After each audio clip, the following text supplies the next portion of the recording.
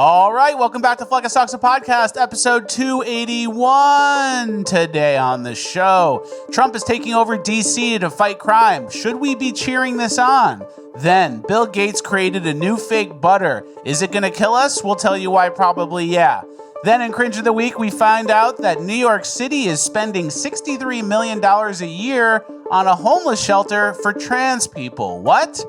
And last but not least, in Urban Decay, new EBT restrictions are making EBT Americans big mad. We'll show you the clips. All this and more, it's Flecka Stocks the Podcast, episode 281, ranked the best news podcast of all time!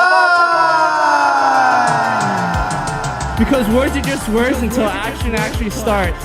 And actions speak louder than words, but at the same time, words speak louder than actions because sometimes it's the right thing to do. Very cool. Very cool. It's Flecka Stocks the Podcast featuring Richard Grabboy.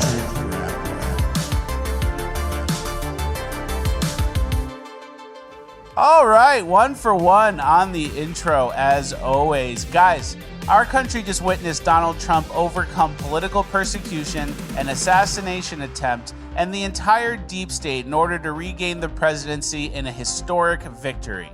There's one secret ingredient that allowed Trump to do all of this, and that is testosterone. What most people don't realize is testosterone makes men willing and eager to take on challenges, but sadly, too many of us have lost our fight, and that's exactly how the globalists want us. They want us weak, out of shape, and full of microplastics and estrogen with low T. That's why we've decided to partner with Chalk. Chalk offers a whole lineup of products formulated to increase your energy, focus, detoxify your body, and clinically studied boost your testosterone. Ingredients in the Chalk Male Vitality Stack have been clinically studied to boost free testosterone by 87% in just 21 days. Unlike the gimmicky vegetable pills or powder, you will feel the difference, and they have the clinical studies to back it up. And right now, you can get 25% off of your Chalk subscription for life. Just go to chalk.com, CHOQ.com, and use promo code FLECKUS. And the best part, you can cancel easily at any time. Chalk is made in America, and their all-American customer service team is standing by and ready to assist you. Let's make male vitality great again. Get your Chalk today. CHOQ.com is the website, promo code FLECKUS, and you could also call them at 50-CHALK-3000. Everything is linked in the description. Thank you to Chalk for sponsoring. Let's get into housekeeping. All right, thank you to Chalk for sponsoring. Thank you, Chalk. We love Chalk. All right, happy Tuesday, Richard. Thank you. Feels good to be back in the chair. Yeah. I went shark fishing this weekend and caught a shark. Very good. Keep it going. It's a new hobby. All right, we have a lot to get to. First things first, we have a South Park update. I'm sure you guys have seen South Park has been lampooning the Trump administration with their new season. I've been watching, and we have a picture here, Trump in bed with the devil.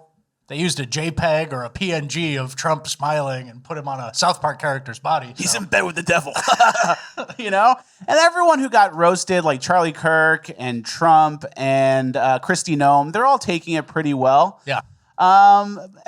Here's my thing. I thought the South Park guys were kind of more right than what I've been seeing in this new season. Keep in mind, they never said anything about Joe Biden, who was literally retarded. 4 years. For 4 years. Walking corpse for 4 years. They let that one go.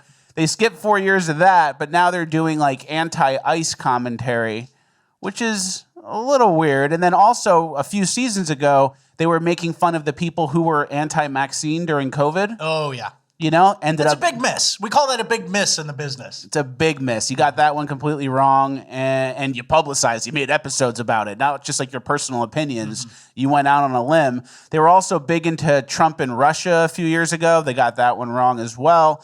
So they've really been off since 2016, in my opinion, and then they took 2020 to 2024 off. So is that an accident? What are we dealing with here? Are they kind of in on it, or are they doing stuff for the new Paramount Plus deal they got? Which I think they got a lot of money. It's over $1 billion. And I haven't watched South Park since I was like a kid, so I can't comment on everything specifically, but the energy I'm getting from this is very similar to the Mark Cuban thing. I think last episode we read a tweet from Mark Cuban. He's like, I'm done with politics. I'm above this all. Yeah. When like 2 months ago he was doing White Men for Kamala. And so I'm feeling a similar vibe where it's like, politics is boring until Trump comes in, and then it's time, right? Yeah. That's the problem. But it's sad to see because these guys were kind of funny, and I'm sure there's still funny bits. They don't miss completely, but when you let the broken brain drive, you start getting crazy. And you go off the road. And you're only as good as your track record. And then for the last few years, all you have is like getting COVID wrong, Trump Russia wrong, and now you're doing anti-ICE stuff. It's like all I remember is the last 5 wrongs you had. Yeah, and especially when you talk about, hey, what were the last couple big issues of the last decade, let's say? And it's like, well, COVID, they shut down everyone's businesses for nothing, forced vaccine. And then I think 50 million illegals are here. Those are like the 2 that stand out to me. And then maybe Russia, Ukraine or something, like foreign wars, maybe. Joe Biden steals an election. We're going to take a little break. Yeah. I saw a funny tweet. The real test for South Park is Jasmine Crockett. That's how you get back in our good graces. It's an easy one. She's ghetto, she's stupid, and she's not well liked. You should go roast Jasmine Crockett. Yeah, we're not really into politics, though. Yeah, we're staying Unless it's Trump. Yeah. All right, let's get into our first real story of the day. Trump did a peace deal between Armenia and Azerbaijan, 2 groups that have been fighting for like decades. Here they are, shaking hands. Look at that. Yeah, he gets in on it. They're happy. They're happy to be together. They're friends now. They're friends. And I think that, China, Russia, the major superpowers of the world, harder to get them to do a group handshake. But some of these lesser countries, they just want to get in a picture. They just want to have fun. Yeah. They want to be told good job by America and Trump, and they like it. They're at the White House like, oh, look at that. Oh, I know you're so-and-so. Oh, you're famous. Very famous. Oval Office. Office Circle. And then also, besides this conflict that was resolved, Trump also solved conflicts between Thailand and Cambodia, Israel and Iran, for now.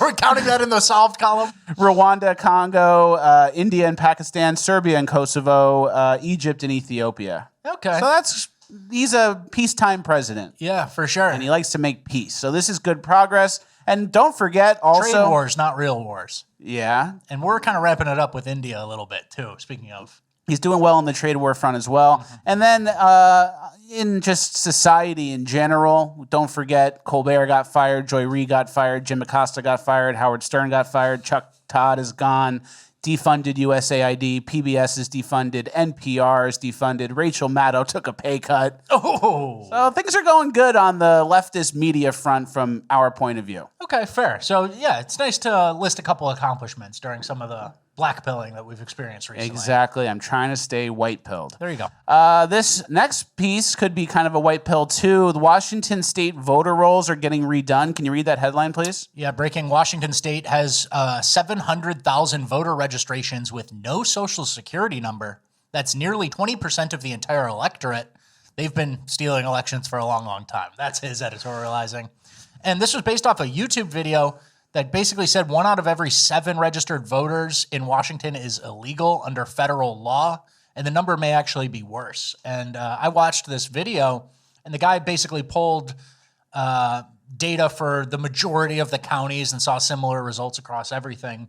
And it's breaking the rules of several executive orders that Trump has signed and the SAVE Act, which has not been passed yet. Yeah, it sounds like Washington State is giving people the right to vote if they can present an ID or a license instead of like a social security number. So that gets a little sketchy, obviously. And a lot of people are saying that Oregon and Washington would be pretty solid red if there wasn't all this fraud, allegedly. Okay. Yeah, I could see it. There's, again, it's an example of a state being held captive by Portland or Seattle, and then like there's all these guys who are basically in Idaho who are like, what the fuck? Yeah. What's happening? So held captive by some fat non-binaries. Yeah. Which a tale as old as time, a tale as old as 2015 at this point. But and they're also trying to get rid of mail-in voting as well. Okay, cool. So it's looking good on the Pacific Northwest side. Well, if we can get them to bend the arm. If we can do all these things. Yeah, exactly. So this is a directive that we need to actually finish through on, because it's one of those things where some guy, a YouTuber, is looking into the stats and he's like, I'm just digging around and I found 15 to 20% of these people don't have social security numbers. And it's like, what's deeper? What's the next level of these voter machines? What really got Joe Biden elected at 3 a.m. that time? Yeah. So it's the tip of the iceberg type of scenario. And we got to really, illegal immigrant deportations and then voter cleanup are actually two of the highest priority things. Exactly. And as we mentioned in the intro, Trump is doing a D.C. takeover. In this next clip, he says that Pam Bondi is in charge of D.C. police now. So today we're declaring public safety emergency in the District of Columbia. And Attorney General Pam Bondi, who's fantastic, is taking command of the Metropolitan Police Department as of this moment. And I'll be making the appropriate notifications to Congress and to the mayor, our new DEA administrator, who's one of the top in the country. He better be Terry. If you're not, I'm going to get rid of you so fast. Pam Bondi is in charge of DC police now. It's under federal control. And this sounds good. It sounds good. Like, oh, yeah, we got to stop this crime. But we're kind of cheering in a police state ran by the feds. Yeah. And we've talked about that on the show before, a lot. We've been kind of warning about this because they'll be like, oh, yeah, we got to track down all the illegals and get rid of all the black criminals and put them in jail. And to do that, we just need to install some Palantir facial recognition technology. Yeah. It's like, get the criminals and get the illegals.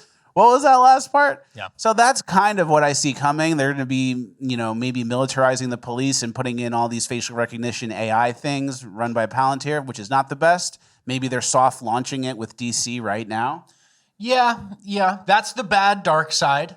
And then the good side, if I may, please, would be showing every city and every voter in America how easy it is to clean up a city like that. That's very true. If we get it done. And he's sending in the National Guard, too. Pete Hegseth said he was going to do that. So there's going to be some boots on the ground.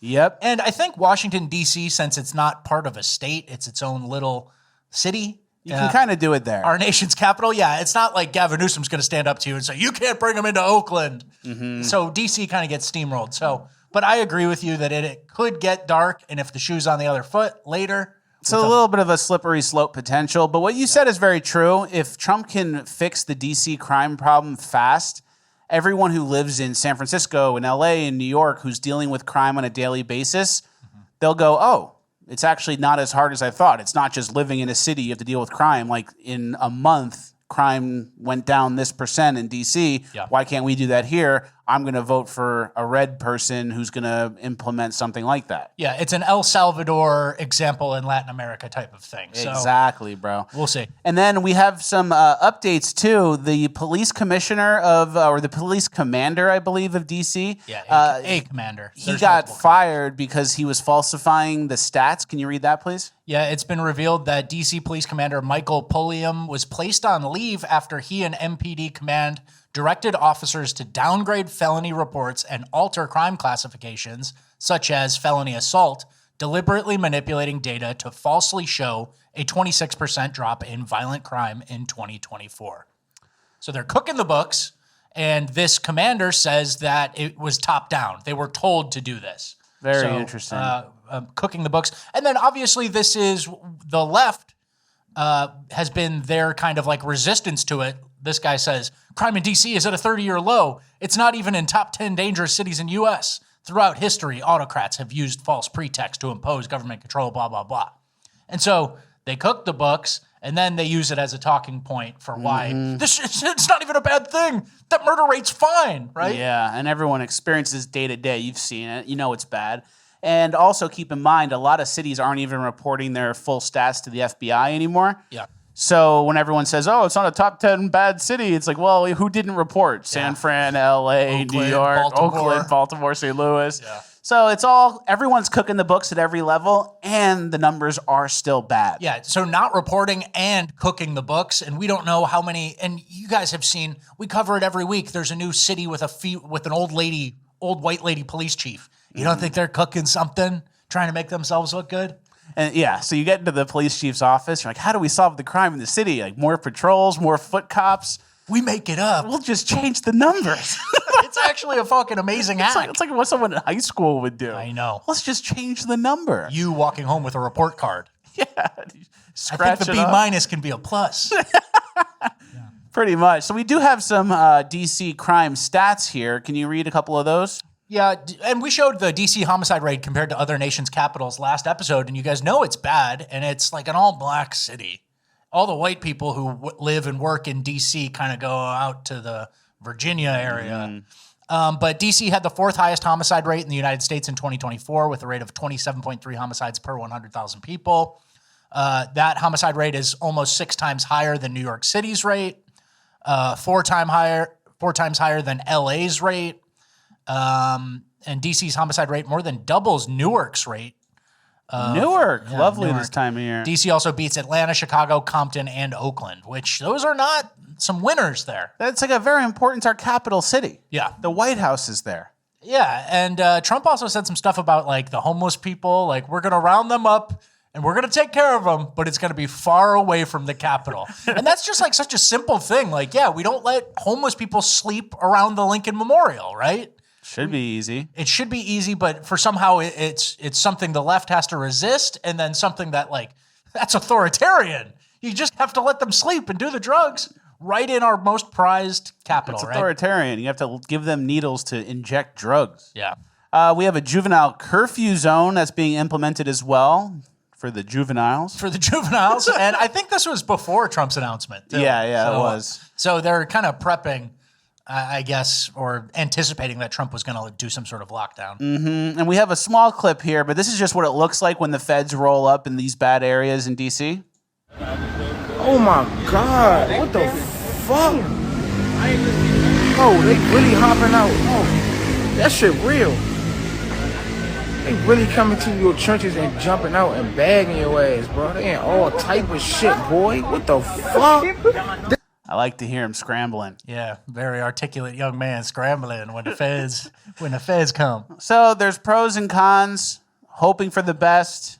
Can't do a full police state Palantir thing, but I do want to see DC's crime rate go drastically down and every other city to follow suit. Yeah, and Trump kind of loosely threatened doing the same thing to some other cities. I think that's more of a loose threat and not really an actionable thing.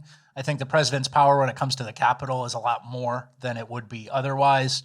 Obviously, rolling up the police department to Pam Bondi is just like, okay, we can do that. You can't really do that in L.A. Yeah. But the other part is I'd like to see one example is I'd like to see more ATF agents in some of these war-torn cities, the parts of the cities where people have the Glock with a switch on it that goes, you know, feds, like in that case, these people are so dumb in these cities and they're the ones killing people and shooting people. And they post a Glock with a switch on social media with they boys.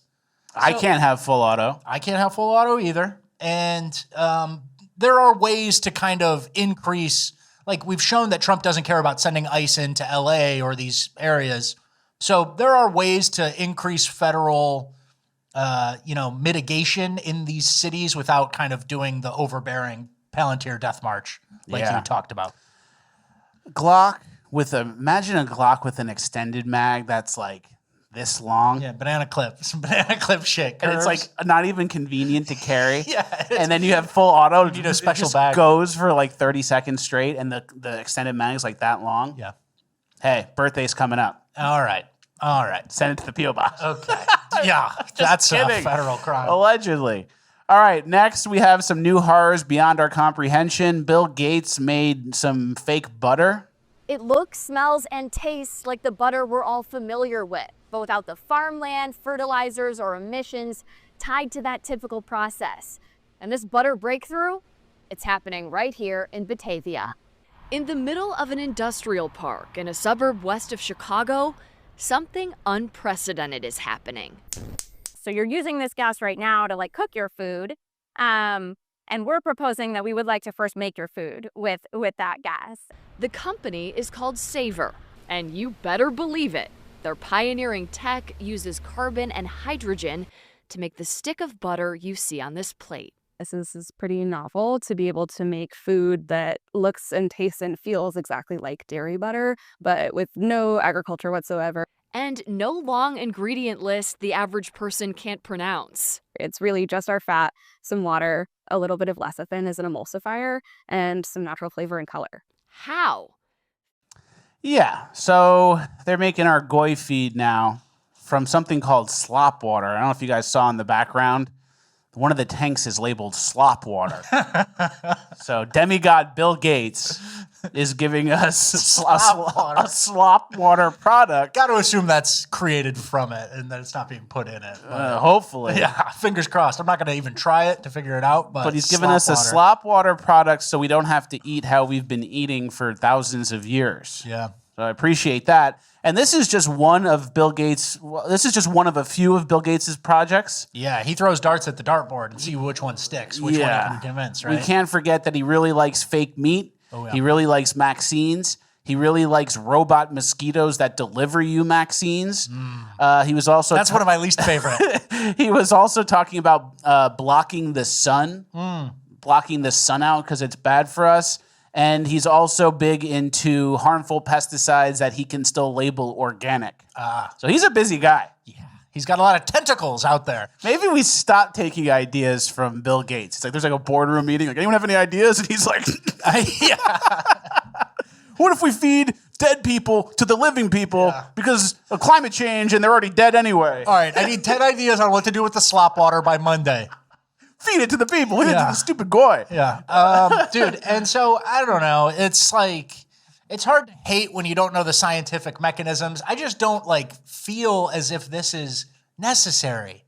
And they're talking about, oh, none of the emissions or none of the farmland, which Bill Gates somehow owns all that, too. Mm-hmm. So none of the farmland. But if you think about what butter is milk, salt, and you whip it up a little bit. Yeah, nobody gets hurt in the process. I get it. Bill Gates, I want to make a fake ribeye. And it's like, well, I'm not going to eat it, but I would understand why someone's trying. It's just fake meat and glue. Butter, you just milk them a little and it's there. It's so easy. We've been doing it since 4000 BC. Yeah, so I think there was a swing and a miss on this one. Get back to the robotic mosquitoes, and hopefully you fail there. Yeah, exactly. Because I don't want to see that. And there are alternatives. Obviously, things are heading in this dystopian direction where it's all fake food and you don't leave your house, you eat the bugs in your pod.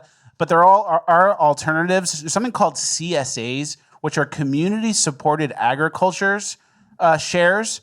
And basically, you just Google CSA near me, and you can directly go to farms, and they'll give you a share of the crops weekly, and you just pay ahead of time. So you can do for really clean meat, opposite of Bill Gates, and same with really clean vegetables and fruits. So you just do local CSA.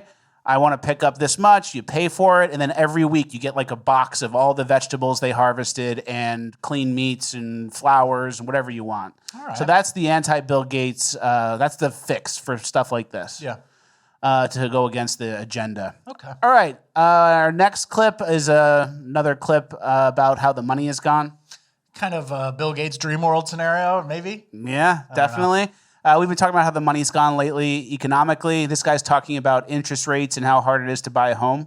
Me and my wife went and did the pre-approval process for a mortgage loan yesterday, and what the fuck are you talking about? It doesn't upset me for us because we aren't the average American family. I work a very niche job in the oil field. I make a very good income. My wife is a nurse. She does very good for herself, and combined, we have a very comfortable living in our home. But for the average American, this is way fucking far out of reach. In our area, we live in East Texas, okay? A good home is going to be at least $400,000, if not $450 to $500, okay?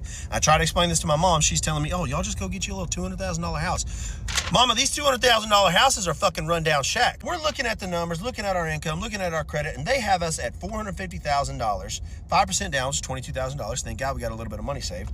They have our mortgage after PMI, after insurance, after taxes at $4,636 a month. What the fuck are you talking about, okay? And the thing is, we could afford it.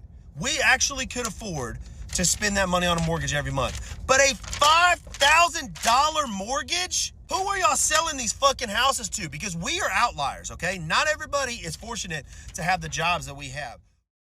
Not pretty. You get the point. And I think he goes on to say how much interest you pay over the course of the loan, which is obviously a lot. I think he says it's they end up paying 1.6 million over the course of the loan to own the 450K house, which is not surprising. That's how loans work. I don't know if you guys knew that or not. That is how loans work. So you buy a 450K house, and over 30 years, you pay for it 3 times.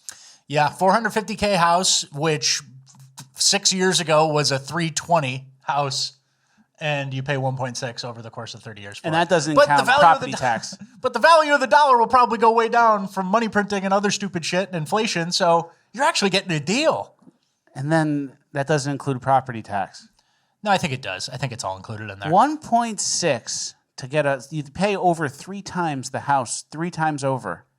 Yeah, I don't want you to focus too much on that. I know you hate that in particular. Fleckus really hates usury. He hates it. I hate that. But that is how it is.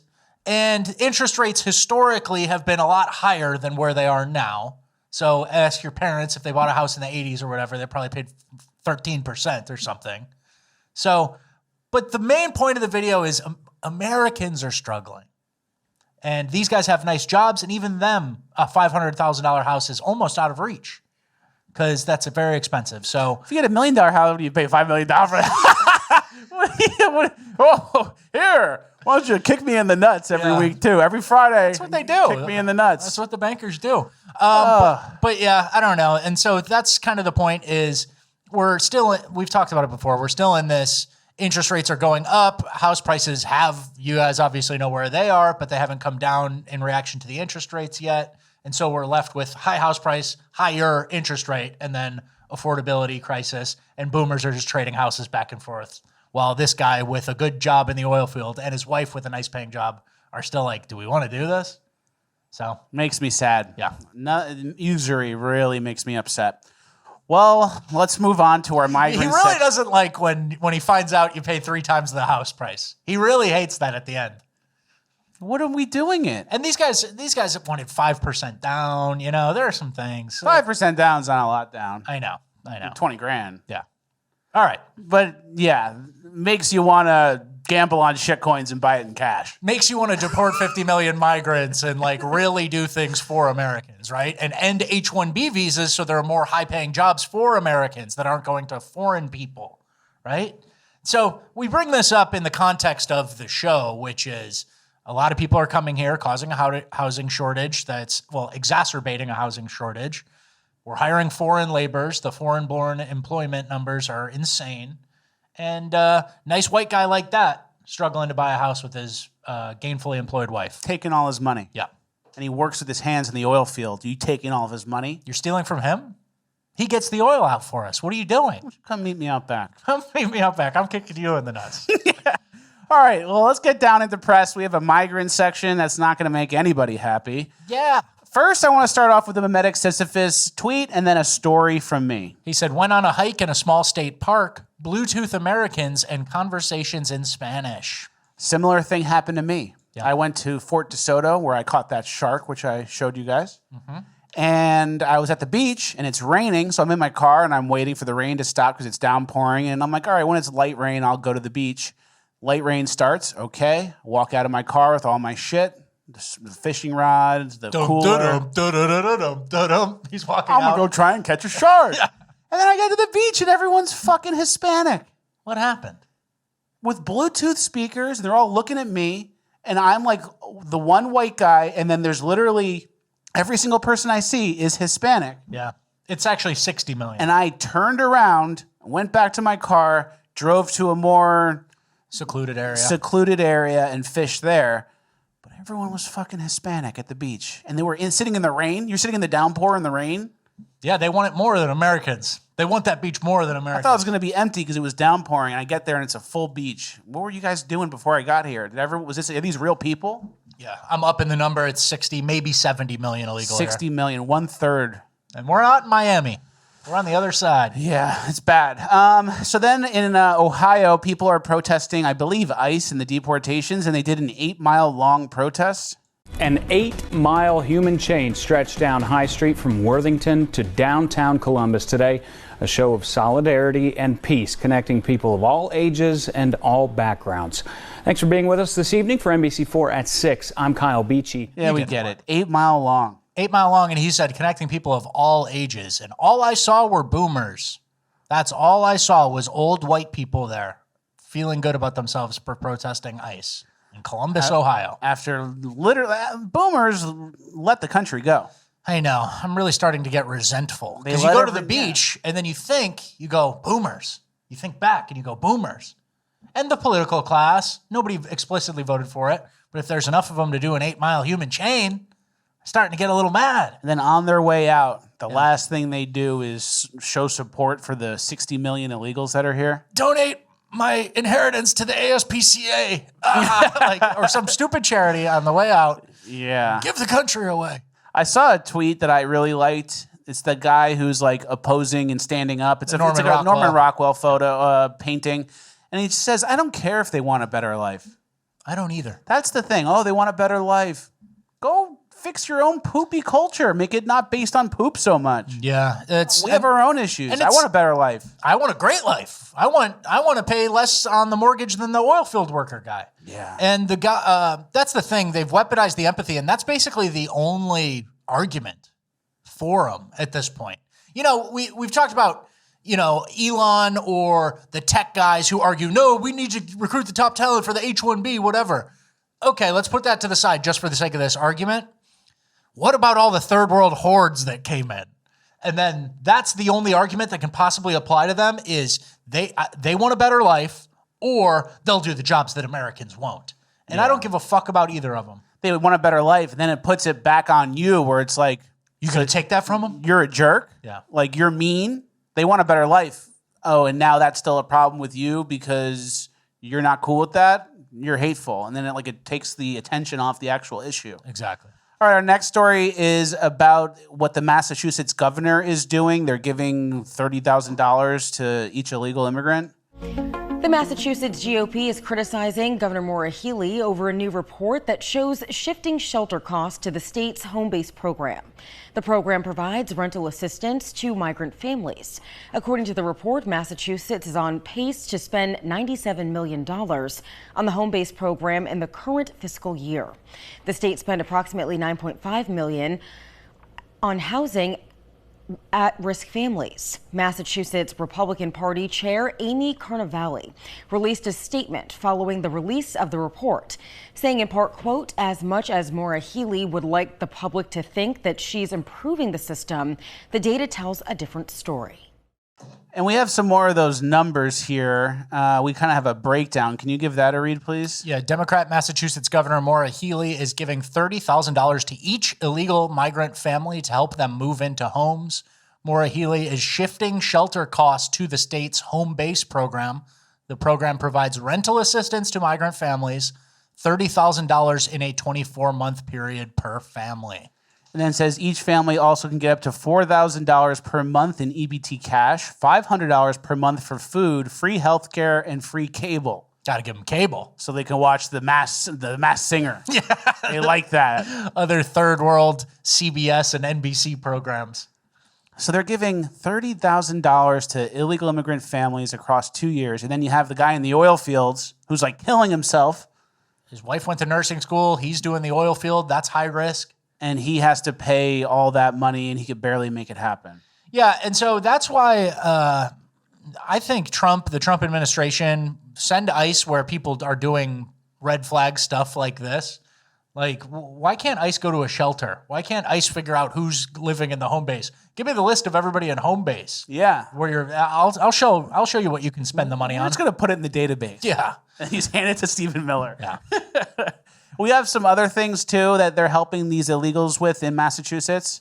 Monthly payments to help with rent for up to 2 years. That's what we just discussed. First and last month's rent, security deposit, and broker's fee for a new apartment.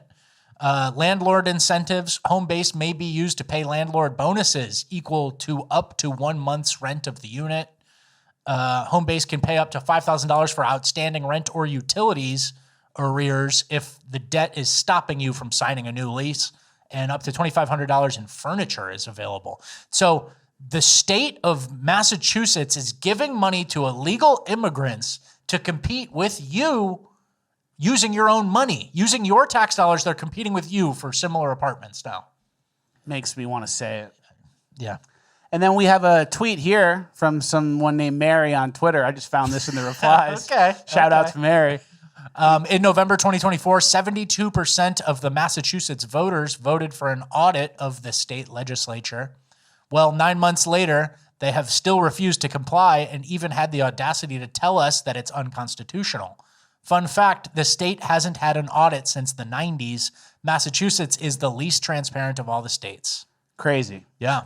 Very disrespectful. I wonder why they don't like an audit. They're giving $30,000 to migrants to compete against you for apartments, and then they give them some furniture. And then, the migrant, they couldn't be a productive member of society in the country they immigrated to. Oh, they got behind on their bills? We'll take care of that for you. Go get your next apartment. Put on a Masked Singer on your new couch. And then everyone else just like eats shit. And then what happens when all these illegals get easy access to apartments? They probably bump the rent up for everyone else. Of course. Because they're like subsidized. That's what happened with student loan debt, right? Yep. It's like, oh yeah, you get government-backed student loans. College isn't $50K a year. It's actually $65K a year. And then it's $70K. And then soon it's going to be $100K. Yep. Very, very annoying. All right, let's go. That's in tandem with like Section 8 and other programs that already exist. So like there's multiple market forces that are using your tax dollars, market forces in quotes, using your tax dollars to compete against you for housing, right? And it just fucks the middle class. Yeah. That's who is truly fucked by it. Yeah. Rich people are fine. That's the whole rich point. people are fine, and then the poor people are taken care of, and anyone who's like a normal person, you might as well just be poor and get it for free. Yeah. All right, let's go abroad to the UK. We have some updates here. This is a scene in, I don't know if it's London. It's in the UK somewhere. All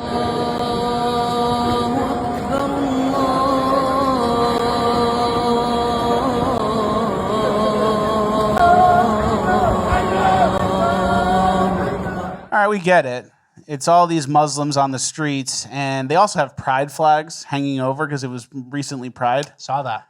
And I was thinking, this might sound a little schizo or maybe not really doable, but imagine if you can kind of deal with society's problems and use the Muslims as a proxy. Okay. Like, we can't do Pride in school anymore, and we can't really have Pride parades. The Muslims don't like it. Yeah. Hey, there's a little too much Jewish representation everywhere. The Muslims, they're a marginalized group. They don't really like that.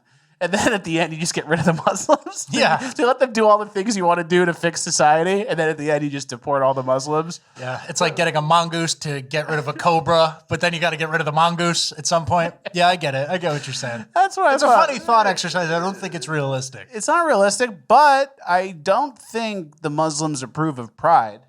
Certainly not. So it's something there is going to be, it's going to come to a front or whatever. Clash of the civilizations. Yeah. And we have a clip here of what the bus in the UK looks like. This is in Leeds. Everybody's Muslim. Except for that guy. There's one white guy. Oh, poor guy. Isn't that horrible? They took it from you. That's how you get like a world leader who has a dark agenda. At a certain point, somebody who watches this and it happened to them, that's how you get someone reactionary, right? That's a good point. And we have some stats here from 2000 to 2024, and these are the rank from before and after. Poland, 2,400 to 1,127. Down 53% over that 24-year period. And they obviously never took in migrants. Yeah. Go ahead. The UK, 8,500 to 68,000, a 692% increase over 24 years. So thank God there's Poland working as like a proxy or a control for us. That's what it could have been. Yeah. And unfortunately, the UK gave it away. They got buses like that, and then they have rape statistics that look like that. And the migrants are obviously the ones doing the raping. And we have proof because here's what they do when they go to the gym. This is what they're practicing for.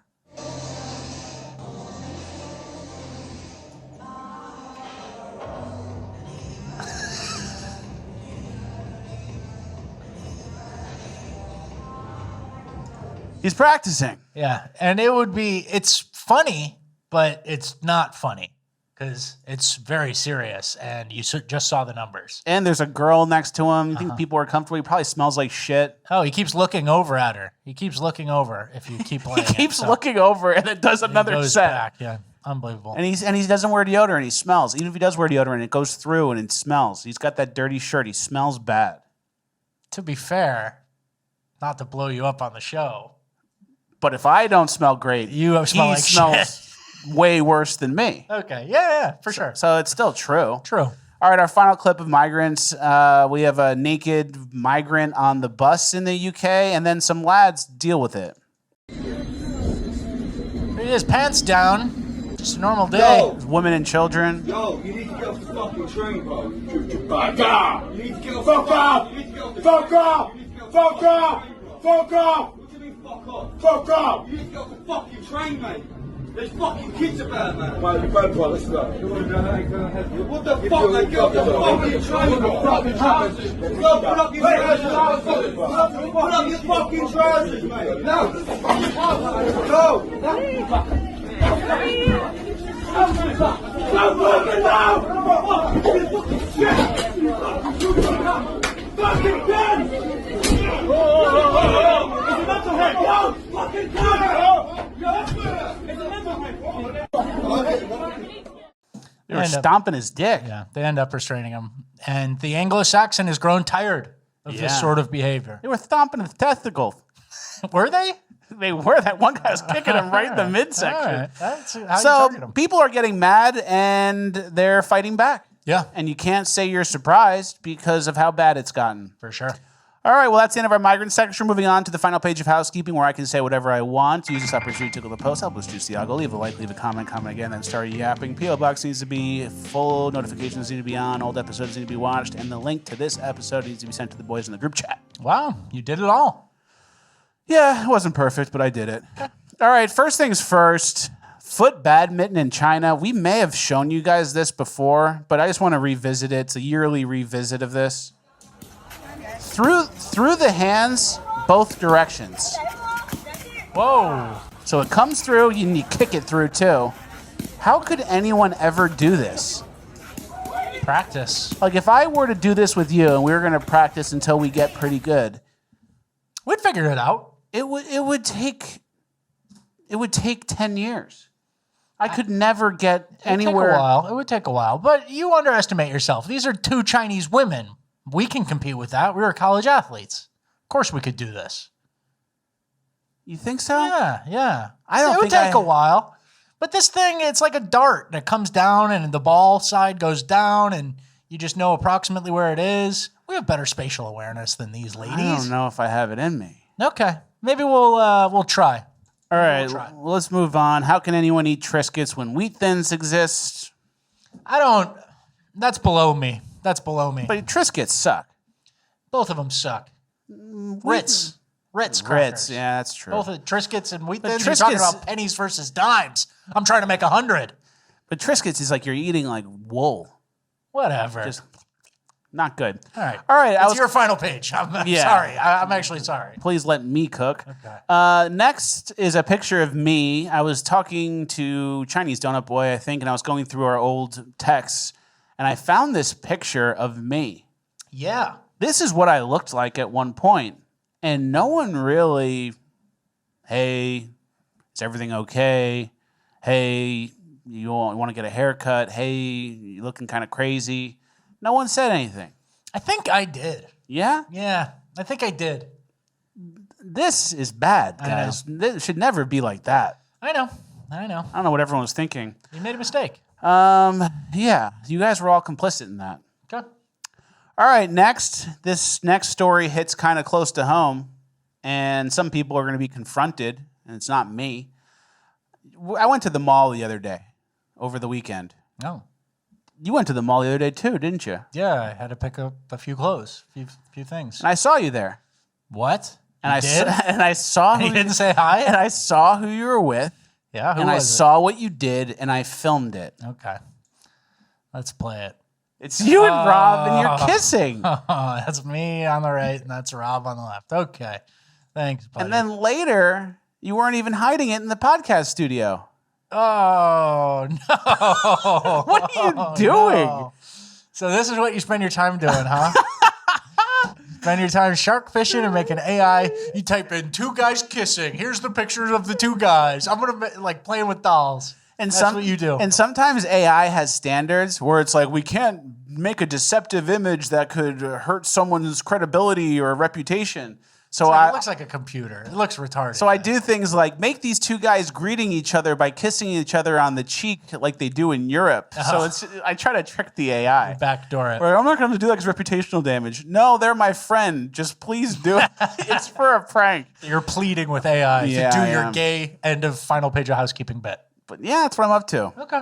You know? Good to know. I go sharp fishing. I make AI videos. I sign up for subscriptions for Paramount Plus. That goes dormant for months and months and months until the new South Park thing. And I go, hey, I already have that. I already have this. I already got Peacock, too. I'm breaking even on the Paramount subscription. I don't remember ever using Peacock. What did I buy that for? A random Thursday night football game? And it was like, oh, yeah, it was that preseason Thursday night football game. And I've been getting charged for 18 months now? Great. Yeah, bad. All right, well, that's the end of housekeeping. We're now moving on to Cringe of the Week. All right, our first story from Cringe of the Week is the waste of money trans homeless shelter being built in New York City. First of its kind, as far as I know. First one I've ever heard of, right? Yeah, me too. But you won't believe what they're doing now. Now, you may remember the Big Apple dished out millions to launch safe injection sites for drug addicts. For example, over $700,000 went to vending machines filled with needles and condoms. And the city paid the Pakistani government $220 million to house illegal aliens at the posh Roosevelt Hotel. But now the city is unveiling its latest investment, a homeless shelter called Ace's Place, which they're calling, quote, the country's first ever city-funded shelter dedicated to serving and supporting transgender and gender nonconforming individuals experiencing homelessness. And the price tag for taxpayers? A reported $63 million per year. $63 million per year. And how many homeless trans people are there in New York City? Couple dozen. 100. So say it's 100, which is even a high estimate. That's $630,000 per trans homeless person. And keep in mind, this is after spending $5 billion on illegals last year. All that money on illegals. And the Fox lady did a good job of listing it out. Drug users, illegals, and trans homeless people. That's who New York is spending on. And I guess that's... And criminals. Yes, of course. And they let them out. And this is just a broader thing, like the Massachusetts giving the money to the migrants still. New York still doing the most retarded shit you've ever seen in your life. Like, these things are ongoing, and electing Trump didn't stop them or change anything. Like, if you live in these states, the blue states, which a lot of you guys do, obviously, you're trapped, your family's there, your job's there for whatever reason. It's like, you can't just coast now. Like, your state is actually doing some horrible shit. In New York City, you have to pay income tax if you live in New York City. It's like 3.9%. Yeah. For the top earners. So you pay state tax, federal tax, and then New York City tax, and they give it to trans people, illegals, and drug addicts. And they let the criminals go. So what do you get? That road, that bridge, that's $12 to cross. Yeah, or you get to go in the park. Yeah. Where there's a safe injection site and we give them the needles to do drugs. There's a West African guy who just got here. And he was eating monkey last week. And he's trying to eating scam a monkey's you. arm. Yeah. He's in the park pulling the coins out of the fountain. Yeah. So all your wishes, they're gone. Yeah. It's going to migrants. And like you said, Trump being elected, like you think big picture, like, oh, things are going to go in a better direction. A lot of these cities are actually going to get worse because they think they're defying Trump. Like, oh, we'll show you. We're a sanctuary city now. So then it actually attracts even more of the low-level people. You can't just turn this place into a mental institution. It basically is. Everyone's showing up already. Yeah. You can't just say, hey, we're going to widen it out and take anyone who's kind of talking to themselves and eating dirt or whatever. And all of this is pre-Mamdani Ramaswamy. Yeah, I'm sure it'll get better. So... Not good. The trans homeless budget is going up under Ramdani. All right, next, this WNBA player who I don't even know who it is. Diana Taurasi. She is a famous WNBA player. So it's like hitting your head on the ceiling. She's famous WNBA player. Shit. Famous could be up here. She's the most famous WNBA player. She's the tallest midget. I've never heard of her. Yeah. Well, before Caitlyn Clark, right? Yeah. So she's complaining about how much she gets paid or got paid in the WNBA. I'm the best player in the world, and I have to go to a communist country to get paid like a capitalist. plane in Europe during the WNBA's off-season. These women were going for 7 or 8 months. They were chasing their value. One time I came back and I was like, man, my parents have just gotten older and I've missed a big part of it. We weren't making that much money. So generational wealth was coming from going to Russia every year. Now we have to come back home and get paid nothing to play in a harder league in worse conditions against the best competition in the world. The fucking janitor at the arena made more than me. Well, she's complaining about capitalism and going to a communist country to get paid real money. Capitalism is getting paid what the market's willing to pay. Pretty much, yeah. So don't disrespect the janitor like that. Janitors provide essential services, so if they don't do their job, the people who go to the stadium will feel the consequences. If the Chicago Sky don't play the Minnesota Wildcats, no one really notices, and I can tell it's not essential. You know why? Why? Because it's not even the Minnesota Wildcats. I made that team up. That wasn't even a real team. Well, you got me. That's why it's not essential. Yeah. When the trash can's overflowing, people are going to notice. It starts to smell. Bathroom gets all stinky. Women's bathroom, probably, more likely. People notice. Yeah. And she's talking about like the business side of it. You have to travel to get the money. Isn't that what you do when you have a job? You have to go to where the job is.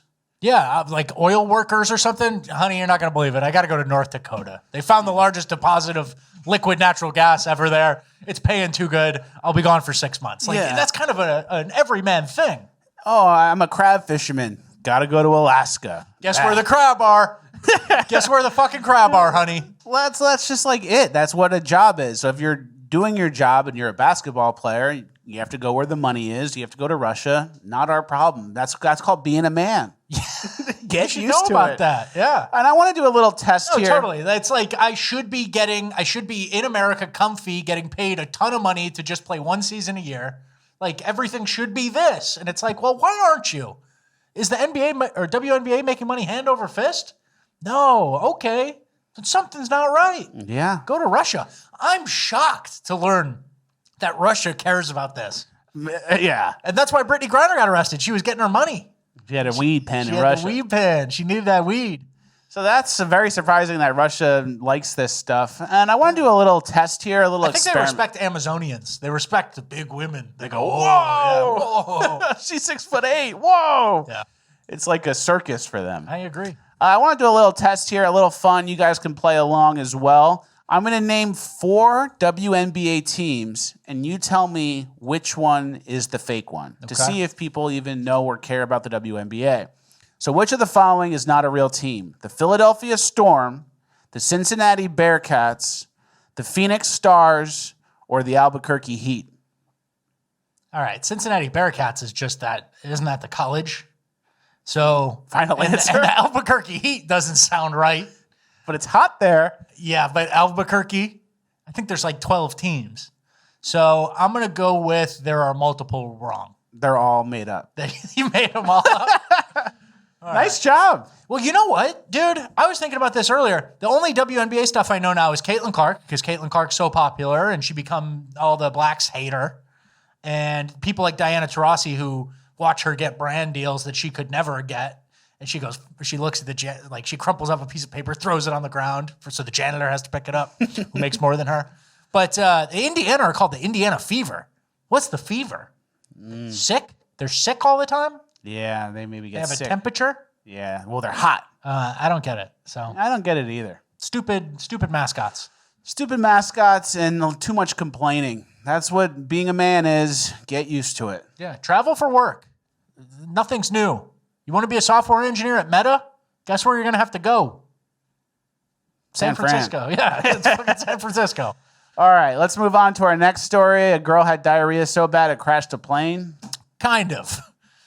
Almost. I had the worst diarrhea ever on a plane. They had to land and cancel the flight. And so she's volunteering this information out there. The picture is her and then the toilet of a standard aircraft. They kind of paint the picture of what happened here. Yeah. A United Airlines flight caused United Airlines to call off a takeoff so that the hazmat specialist could clean up her massive blow up. I single-handedly got a flight out of Indianapolis canceled, she said to our TikTok viewers. Why is this in here? Just because it's disgusting and she's openly admitting it? Well, it just shows that we're adopting Indian culture. Oh, okay. All right. All right. Who would, you can't just not talk about that? Yeah, I don't get the attention, the rock bottom attention that you're seeking. Because, like, you're a girl. That if your diarrhea caused you to cancel the flight, that means you shit in your pants. It went everywhere. everywhere. And then you had a hazmat specialist clean up her massive blowout. And then you canceled the whole flight, and then you told the world about it. And I'm fascinated, actually, by the New York Post, because the New York Post is the type of publication that'll break a story about Eric Adams misappropriating $2 billion of money to a migrant facility that nobody knew about, and like real muckraking journalism. And then the next article will be about a TikToker who blew out the airplane bathroom. Yeah. So very fascinating. And then they'll always do the euphemisms for the black criminals. Yeah. So they have a range. They're eclectic as a publication. I don't know. They got a definite range. That's a good way to put it. All right. All right. Our next story is a clip. Anything like that ever happen to you? Any blowouts? No. No? When I was little, one time we were coming back from Scottsdale, Arizona, and I threw up Sprite into my own lap, and I was sticky for the whole plane. And then when I was little, one time I ate a pulled pork sandwich that was given to us by the plane people, and that made me very sick, but I threw up when I got home. Okay. So nothing crazy on the plane. All right, good. All right, next, Rabbi Shmuley was attacked. He went to a anti-Israel, pro-Palestine rally, and look what happened. Will they see Palestine? We'll be free of Hamas, of course, of Hamas. Of the genocide of Hamas. Free of Hamas. Free of Hamas. Of me. I'm an American, by the way, but that's okay. I'm Jewish. I'm very proud. It'll be free of Hamas. Please more. You'll kill us all? Please more. What happens? Please more. What happens? You will run away. Oh, you'll kill us? You will run away. Will you gas all the Jews? You will run away. So the guy's saying, like, please go. And he's going, why? You're going to kill all the Jews? You're going to gas all the Jews? He's like, please go away. You're going to gas all the Jews? This is a perfect example why there will never be a solution. Yeah. There will never be an appropriate solution because he goes, please go away. And he goes, you're going to gas all the Jews 0 to 1,000 in 0 seconds flat. So right? no one's really looking to hear the other side. Yeah. And then we'll fast forward like 20 seconds, and then he gets kicked, lightly kicked by somebody. Nothing crazy. I mean, I'm obviously not for violence, but someone kicks him in the leg, and look how he reacts to that. Did you just kick me? Get the police! Hey! Hey! Let me get the...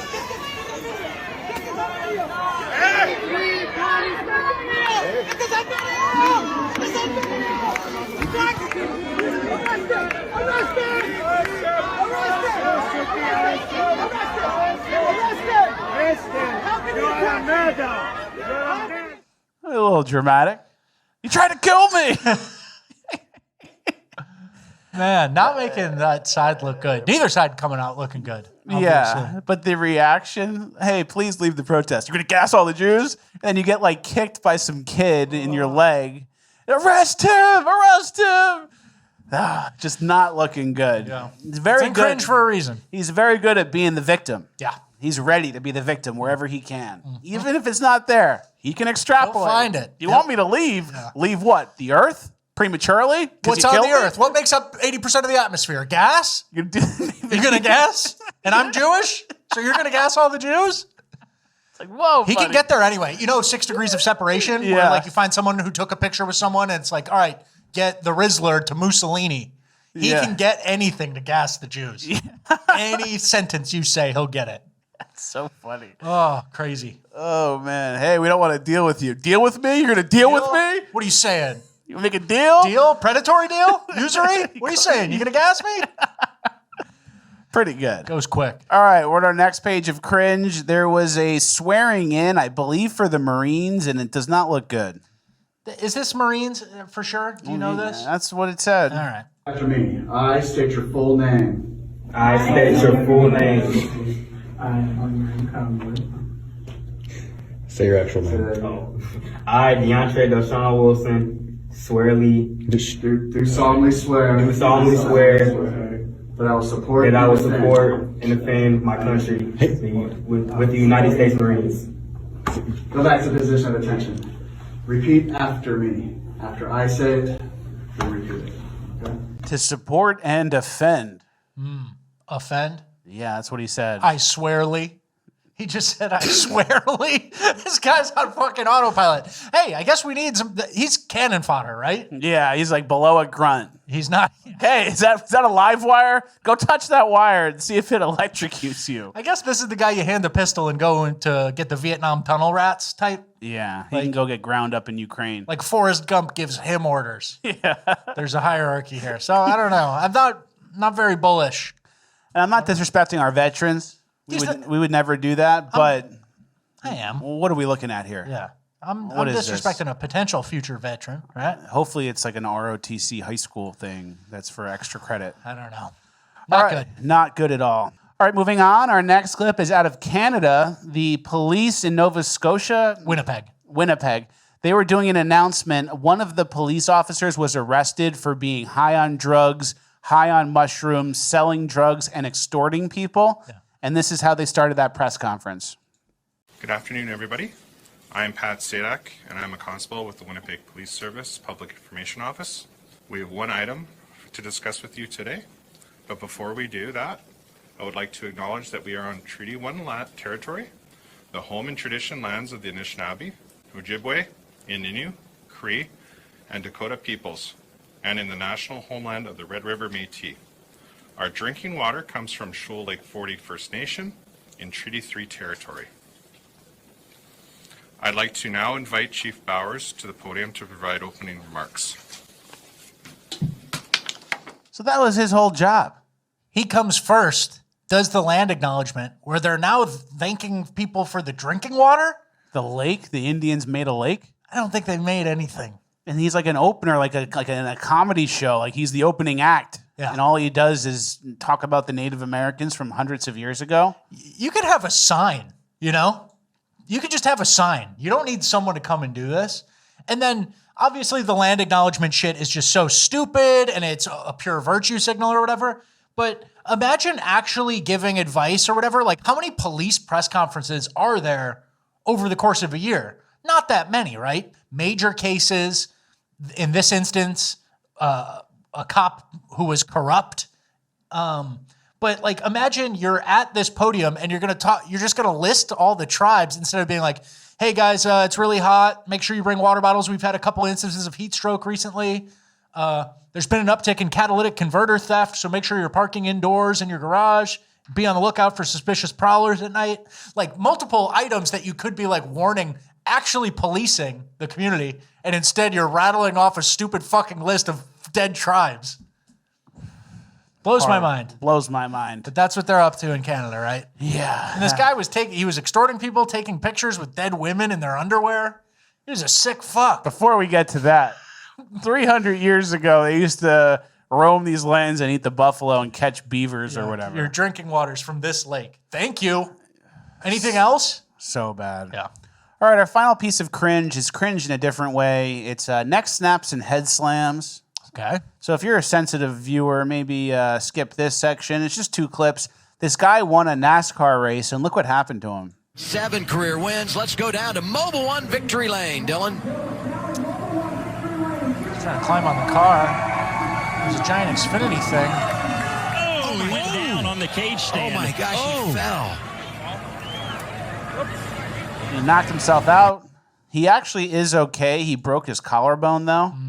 But that's a tough way to go. Yeah. Oh, what happened to you? You're in the hospital. Oh, I'm a race car driver. Oh, did you crash going 250 miles an hour? No, I slipped on the way out of the car after celebrating a victory. Yeah, I was trying to drink a beer. I just won 500 grand or whatever. You go from top to bottom real quick if you fall. Yeah, that wasn't good. Let that be a lesson, all you guys. And this is a baseball clip. This is the head slam part of things. Dead. Everyone's dead. The guy in the blue is having a seizure. Yeah. Not pretty. Makes you cringe. Yeah. What inspired you? Physical cringe? Yeah. Really, really, really bad injuries. I'm tired of cringing at trans and LGBTs. Okay. And fats. And I thought, hey, what really makes you cringe? Bad collisions. It's a different type of cringe. Yeah. All right. Well, that is the end of cringe. We are now moving on to Urban Decay. All right, our first clip from Urban Decay is the zombie scene in Philadelphia. Everyone is a Fent zombie. Look at that.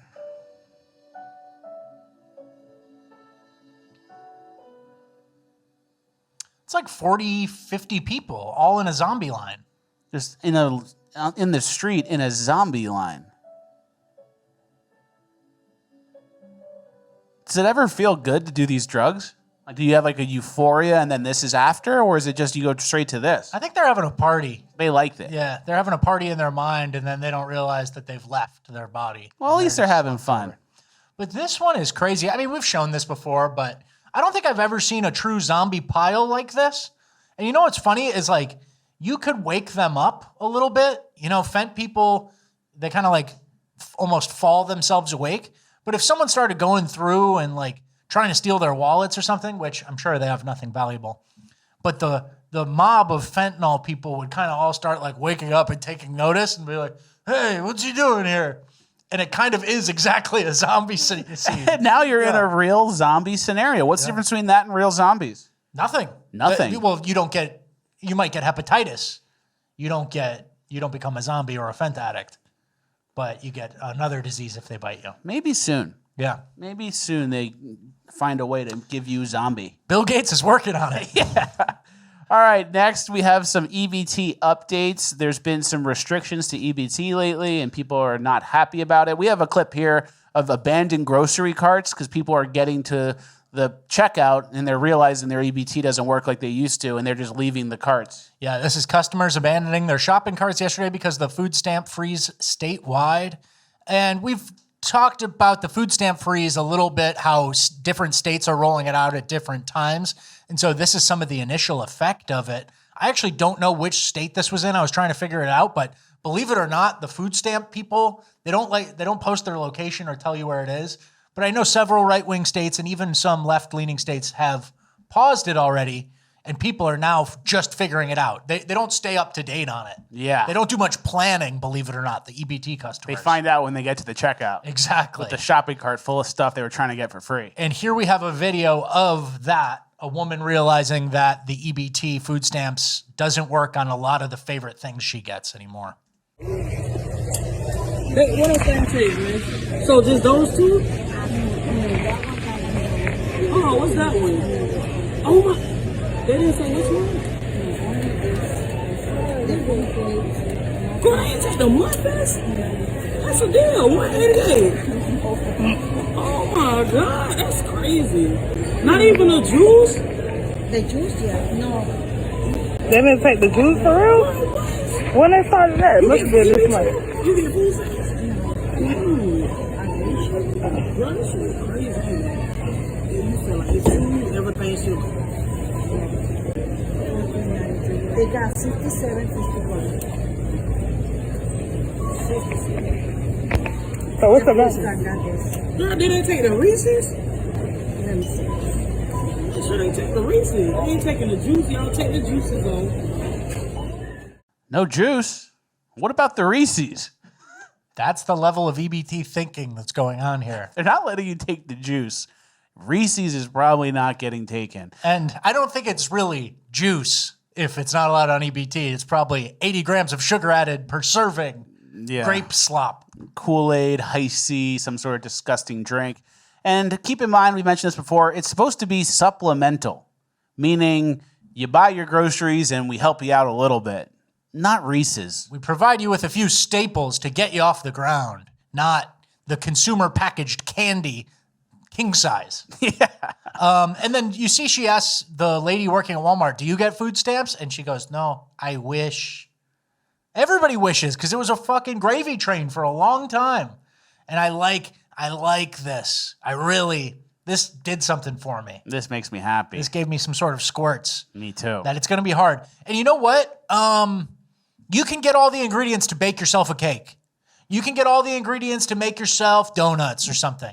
But you're going to have to work a little bit. You got all this free time, don't you? You don't work. That's so true. So you're going to have to work a little bit to make it. It doesn't come in a nice Walmart package with all the preservatives, cinnamon rolls. You're going to have to grind a little. It's going to be good for you. Yeah, this might help you out. This might build character. Our next clip is EBT related as well. It's a woman taking her kids to like a concert show thing, this hula hoop performance. And they say it's because they have extra money, they can do the experiences, spelled wrong with an S. I get food stamps so that my extra money can be spent on needs and experiences. No food stamps, no extra money for needs and experiences. Yeah. And they're watching a hula hoop lady. So you subsidizing me taking my kid to see the hula hoop lady. Yeah. And she expects people to be on her side with this, which unfortunately I'm not. I don't really give a shit what kind of concert or thing your kids can go to. Yeah. And she said my extra money can be spent on needs and experiences. Needs? I think that's food. Yeah. And then I'm also getting this vibe, right? Like, we were talking about this before the show. I don't think a lot of the food stamp people are like, hey, everyone's getting good grades, right? Like, there's not like a urgency in the household. Like, you understand mom's on food stamps, right? Like, you guys got to work hard. You got to get as many scholarships as you can when that time comes. And you got to do this. It's like, I got to get the Reese's. They got to get their experiences. Spelled wrong. There's not much urgency. And that's why I like that we're changing this supplemental nutrition program from subsidizing lazy people's lives with candy and consumer packaged products. That's a good point. So, I don't know. Not a lot of urgency to get off or to get a better life or anything like that. This is just how we live. Yeah. How do we make money? Well, we don't work, but we get EBT, and she gets EBT, and she gets EBT, and we all live in the Section 8 housing. And we just chill all day. Yeah, they took away the Reese's, though, so we got to adapt. That's hardship these days. Yeah, they took away the Reese's. It ain't easy. And then we got to get actual juice now. Yeah. We can't get the sugar shit. It's hard times. Yeah. Not easy to be in the ghetto. Yep. And then we have some updates to Section 8 as well. So obviously EBT and SNAP is being reformed. And then there's some Section 8 changes as well. There are major changes coming to Section 8 housing starting with October 1st, 2025 that will affect millions of Americans, and here is everything you need to know about it. My name is Diana, I'm a realtor in California, and I talk all things real estate. Please share and save this video. Congress is planning on cutting 43% of the federal housing assistance, and this will affect millions of Americans. Instead of HUD running that voucher program nationwide, they will send those funds to the state in the form of block grants, which means that every state will decide how to spend those funds. But it's a smaller amount of funds, so that means that fewer people will be able to get the assistance. One of the most controversial parts about this program is there is a 2-year max time limit on this program for everyone that's able to work. Now, there is a major contract to right now, which the average family stays on this program for about 6 years, even if they're able to work. So, good. It's a start, and we did it with EBT, raised the age limit, raised the work requirements, doing the same thing for Section 8 housing. The average person on Section 8 stays for 6 years. The average ghetto lifer really milks that the entire time. So true. So imagine the above average people. Yeah. 18 years, as long as my kid's here. Forever. Yeah. So at least that's something to maybe look forward to if it does get implemented. Well, this is another good thing that they're letting the states have more control. So a state like Arkansas will tighten up, and they're already cutting off EBT, and they're like, no candy, no sugar, no bullshit. And then a state like California is going to waste the money and have to pay the difference if they want to keep doing the inflated, stupid Section 8 that they have out of their own pocket, right? So I don't know. It's good progress, man. It's a program that should be good and should have been meant for noble purposes and causes, but we've become a low-trust society where people abuse and get candy and free rent and they have kids specifically to get all these benefits. Mm-hmm. And it's a perverse incentive system that just got ruined, pretty simply. Very simply. Yeah. We're out of our EBT section, but we're still in urban decay. We have some people in California and Studio City fighting back against someone who's been stealing their mail and packages. What's up, buddy? You like to steal mail? You like to steal mail? Yeah? You like to steal mail? Huh? You like to steal mail? You like to steal mail, motherfucker? Yeah, go ahead. Where are you going? Huh? Oh! Huh? Leave me alone. Huh? You like to steal shit? You like to steal shit, huh? Leave me alone. You like to steal shit? You ain't going anywhere. Leave me alone! So they got him pretty good. Offensive pepper spray. Yep. But in my opinion, I think California would maybe charge the pepper sprayer. Okay. You know? Yeah. Like, who gets in trouble in that scenario? Oh, this guy's been stealing our packages. We got him. Police, take him. Actually, you used unjustifiable force with that pepper spray. Now you have to go to jail. Yeah, but does the mail thief stick around and talk to the police to make sure charges are pressed? I don't know. I don't think so. But anyway, this is like a new type of crime where people are doing anything they can to get a universal mail key, like a key from a mailman that opens every box in a little specific area. And then they're stealing mail. So I like to see it, offensive pepper spray, little vigilante justice. You know, it's up to you to make sure your neighborhood isn't just like a sitting duck neighborhood, right? Exactly. This guy's not going to come back and steal from these people ever again. I don't think so. And so it's like you want the street rats to fear the police, which that police fear is kind of at an all-time low.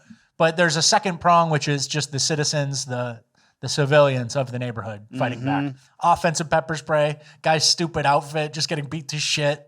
Thought he was stealing like credit cards and stuff that he was going to scam on.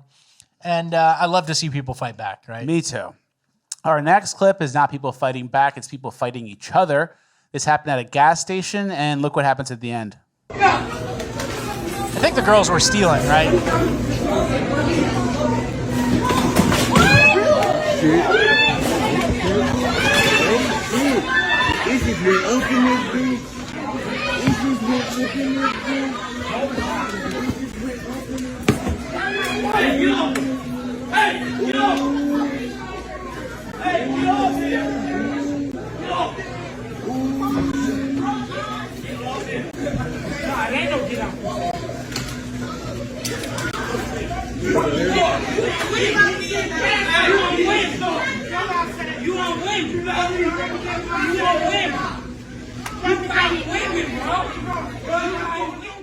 So the guard was attacked by that guy because he put his hands on a woman who he was trying to stop from stealing. Yeah. So this guy attacked him, and then at the end you can hear him saying, "You on women, bro. You on women." So they have standards all of a sudden. So there is morality somewhere, and it falls just short of stealing, but it does take effect when you're putting hands on women. So stealing is underneath his moral radar, but putting your hands on women, that's when he has to attack a security guard. Yeah. So they have like some sort of moral code. And then a cop breaks it. It's like Dexter. Yeah. Like, oh, I kill, but I only kill serial killers. It's like, and then the baseline assumption is, well, everybody steal. And then the moral code is on top of that. And then what is the police guy doesn't arrest this guy? Is he like a highway patrol or something who doesn't really have convenience store jurisdiction? He might just have fatigue. Yeah, I don't know. I don't know what happened there, but thankfully he was there, I guess. And the security guard's kind of risking his life for this shit. I know. He gets way less than the cop gets. Yeah. And we were talking about this before the show. You know how black people don't really like gay shit? Yeah. So they have like that intolerance switch in their head of like things that they don't really tolerate, but they don't ever use that for crime or being disrespectful or speaking correctly or knowing how to read or knowing how to do math or knowing how to work and not take EBT. We know there's things they cannot accept. Yeah. Like, nah, miss me with that gay shit. Yeah. But then when it comes to like crime or like shooting up the block, it's like no snitching still. Yeah. So that's part of their moral code too that we're learning about. It's interesting. Everybody steal, no snitching, take your hands off her. There's like a weird pyramid of facts. And it's not consistent. Not at all. It's all just independent. You can't put your hands on a woman, but you can steal all the time. Yeah. And if you get your hands on a woman while she's stealing, the person with the hands on the woman's the problem. Exactly. So it's tough to keep up. No, they just like stealing. Yeah. It's actually easy. Everybody steal. Everybody steal. That's the new baseline assumption. And then like EBT is almost like everybody scam. Government stealing in a way, where it's like, all right, instead of stealing, just use this fake money credit card and you could take it for free. There's stealing and then there's finessing. And the lines are blurred on both of those for sure. Very true. All right, our last clip of Urban Decay is this confrontation in the hospital. This is another security guard clip. And so we just wanted to show you a tale of both security guards. But this is led by either a doctor or a male nurse confronting an aggressive patient. Outside. Nigga. Outside. What the fuck you want? Nigga? Outside. You tripping. What you saying? And you about to get discharged. I said you can't talk shit to the staff, dog. You come here all the time, you're fucking high, you talk shit to people, dog. I don't give a fuck you, dog. I swear to God. I train for this shit every day. So get the fuck out of here. You will not, my friend. I need you to step outside. You're gonna get arrested, dog. I need you to step outside. You're gonna get arrested, dude. Say something else, blood. I need you to step outside. Say something else, nigga. Oh, blood. Say something else, nigga. Say something else, nigga. Say something else. Get your ass, nigga. Say something else. Say something else. Say something else. So you get the point. The two men are having a conversation and about to square off, and there's a yapping, diminutive woman security guard who's saying, "Get out, get out." That's her job. She's the one in uniform, and he looks right past her. Maybe hire a muscle-bound security guard who can actually do something. Or someone with a gun on their hip. Yeah, not a tiny woman who gets looked past by the drug addict who acts out, right? Yeah. So it's more scenes from the ER. It's just a place for, I guess, violent blacks and illegal immigrants. We've come a long way from, oh, yeah, and then here's an overweight, fat white woman. It's like, it's kind of the bad setup. You see this? Yeah, yeah. Poor lady. I don't want to put her on blast because she was just there. But, fat white woman, illegals, drug addicts, a lady security guard who shouldn't be there. We've come a long way from the ER of 1990 that was on TV for 10 seasons. Yeah, what was that one show? Oh, The Handsome Doctor in ER. And Grey's Anatomy. Yeah, and then Katherine Heigl's here. Yeah, all these doctor dramas, and really it's like drug addicts like trying to steal pills and like getting off their methadone and like freaking out on a male nurse. With like MRSA. Yeah. They have like staph infections in like injection wounds. Antibiotic drug resistant tuberculosis. And it's like, we got to figure this out, like an episode of House. We got to figure this out. And it's like, tuberculosis again. MRSA again. He got bit by a homeless guy. He's bleeding. He needs stitches. All right, well, don't get too down or too depressed. We're moving on to uplifting gold, and we do have uplifting stuff. Okay. First is this fat guy in the white shirt, no, the blue shirt, has a tough ride on this carnival ride. You see him in the blue? Yeah. He's too fat for this ride. He can't hold himself down. Oh, he jiggling his shit. Butt's out. He jiggling his He's shit. landing on people. Oh, his arm's fucked. His pants are falling down. Oh, no. He's trying to hold on to his friend now. The ride's not for everybody. Yeah. But look at the ride. Who's on that? All illegals? Yeah, this is pretty much 100% illegals. It's like, oh, where does this take place? Is this in Mexico City? No, probably San Diego. It's Wisconsin. All right, next, this guy is really impressive. He looks like, I think he's a musical genius or something. He's talking about how to operate in a metronome. That's 240 beat metronome. That's about 400 meter pace. I'm just going to hit that pace. I'm going to head over foot and double down. Holding them so I don't spill the drink. Blue caps are up.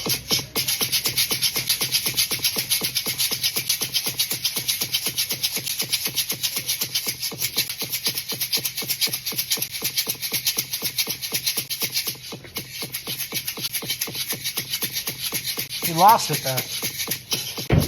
Whew. That was pretty good. All right, I see the vision. I get why it's an uplifting gold. He's got something going on there. This is what you're scrolling. This is what you're looking at. He's up to something. Yeah.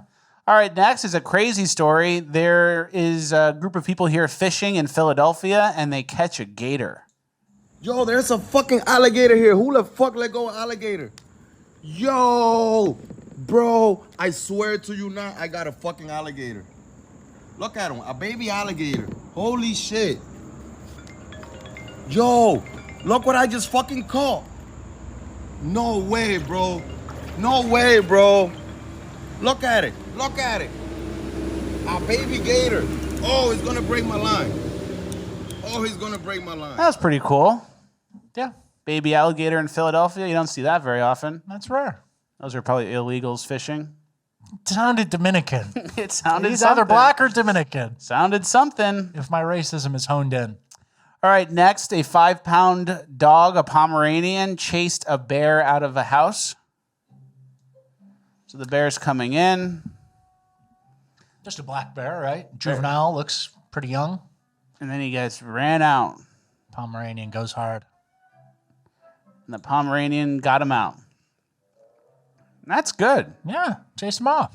He doesn't know he needs to be scared of him. Yeah. Not be scared of him. Yeah, there's a little bravery. There's some quote, like a violent plan executed fast is better than something, you know? Yeah. That's what the Pomeranian was up to.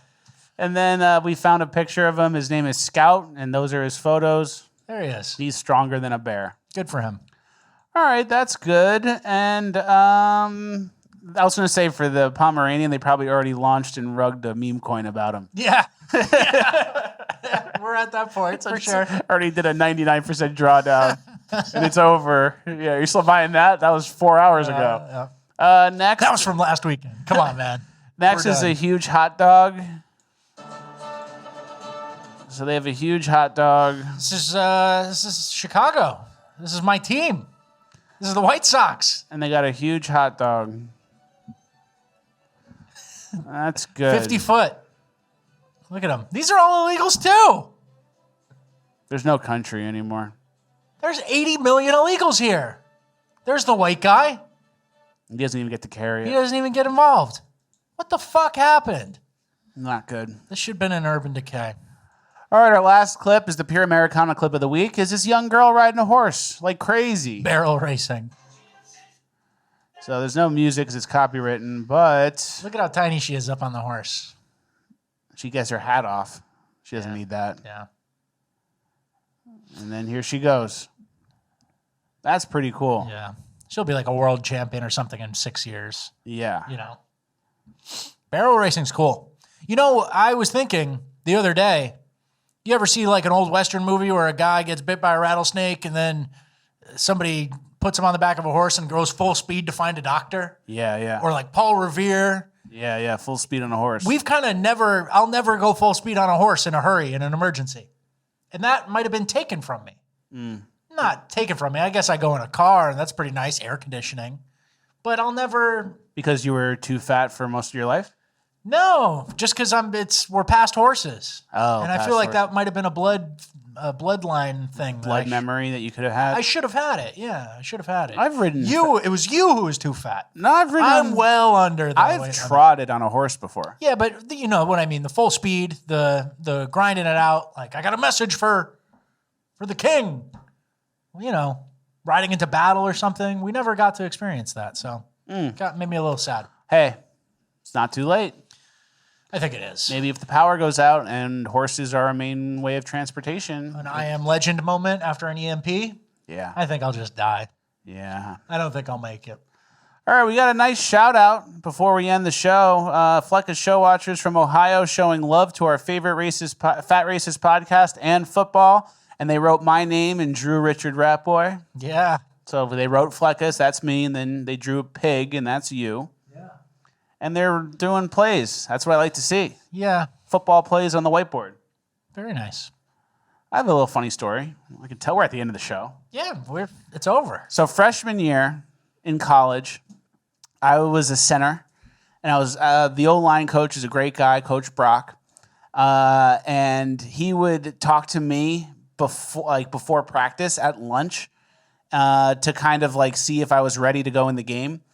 And he would take cups. So can you hand me like a water bottle over there?